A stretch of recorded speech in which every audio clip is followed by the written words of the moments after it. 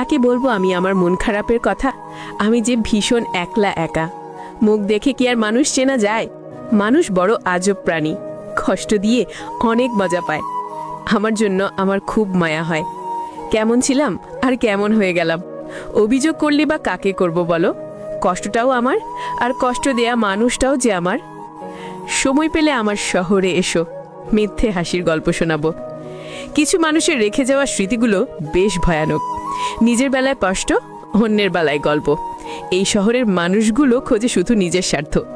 যদি চোখের জলের কোনো রং থাকতো, তাহলে সকালে বালিশটা রাতের গোপন কাহিনী ফাঁস করে দিত। জানো ভাই, আমার এইটুকু বয়সে আজ পর্যন্ত কারোর প্রিয় মানুষ হয়ে থাকতে পারিনি।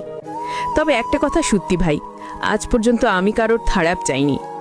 মন ভাঙা মানুষদের একটা লক্ষণ আছে, খেয়াল করে দেখবেন, এরা হাসে বেশি। সারাদিন যতই মজা করি না কেন, দিন শেষে মনটা খারাপ হয়ে যায়।